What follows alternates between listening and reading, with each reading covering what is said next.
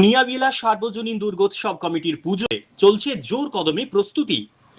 পূর্ব মেদিনীপুর জেলার পটাশপুর ২ নম্বর ব্লকের টনিয়াবিলা গ্রামে এবছর বিশেষ তাৎপর্য নিয়ে হাজির হয়েছে টনিয়াবিলা সার্বজনীন দুর্গোৎসব কমিটি।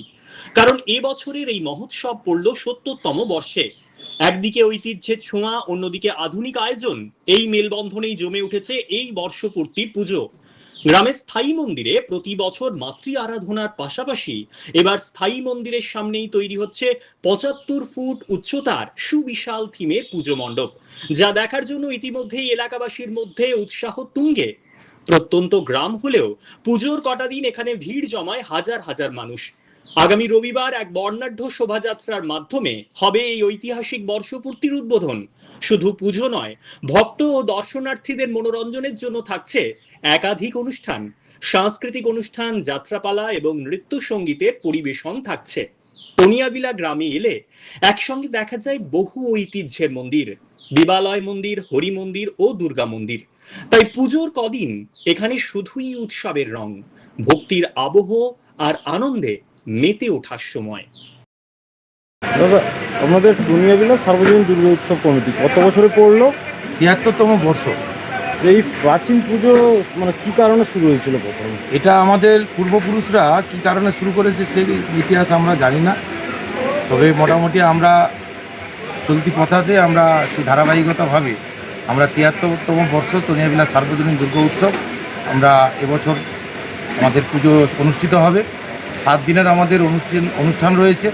ষষ্ঠীতে উদ্বোধন, আমাদের বিশিষ্ট গুণীজনরা আসবেন এবং ৭ দিন ধরে আমাদের এই প্রোগ্রাম চলবে। সামাজিক কর্মসূচি থেকে শুরু করে নরনারায়ণ সেবা থেকে শুরু করে বস্ত্রদান থেকে শুরু করে সমস্ত সামাজিক প্রকল্প আমাদের রয়েছে।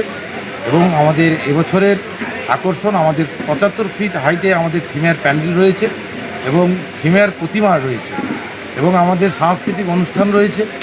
তাছাড়াও আমাদের সমাজে বিভিন্ন ধরনের আলোচনা, স্বাস্থ্য শিবির থেকে শুরু করে যেটা মানুষ কল্যাণে যেটা প্রয়োজন আমরা সেটা করে থাকি। তো এখানে দেখলাম স্থায়ী মণ্ডপ রয়েছে, মানে বিশেষ ঐতিহ্য বা কোনো আলাদাভাবে?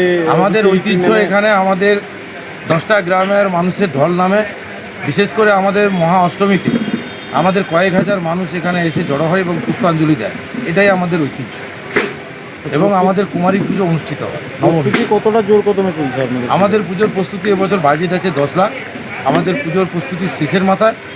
আপনারা দেখতে পাচ্ছেন যে প্যান্ডেল আমাদের শেষের মাথায় হয়েছে, এবারে শুধু কাপড়ের কাজগুলো হবে এবং চন্দননগরে লাইট থাকছে এবং সামাজিক কর্মসূচি তার সঙ্গে সংগঠিত হচ্ছে। কি বার্তা দিচ্ছেন আগামী দিনে আমরা এই প্রতিষ্ঠানটাকে যাতে আরও বড় ধরনের নিয়ে যেতে পারি, তাই এলাকার সর্বস্তরের মানুষের কাছে আহ্বান জানাবো যাতে আমাদের পূজা মণ্ডপে এসে বাঙালির শ্রেষ্ঠ উৎসব শারদীয় দুর্গা উৎসব সবাই এই কয়েকটা দিন একসঙ্গে মিলিত হয়ে আমরা আমাদের এই দিনগুলো যাতে আগামী দিনে ভালো কাটে, মায়ের কাছে আমরা এটাই আরাধনা করব এবং জানাবো।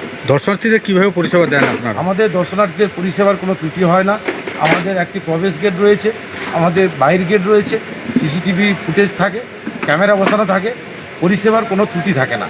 ইটাবেড়ে থেকে আমাদের পিচ রাস্তা মণ্ডপের কাছ দিয়ে বেরিয়ে গেছে, এদিকে কাঁথি যাওয়ার রাস্তা, মেন পিচ রাস্তার গায়ে আমাদের, তাই গাড়ি যোগাযোগ সবটাই পরিষেবা থাকে।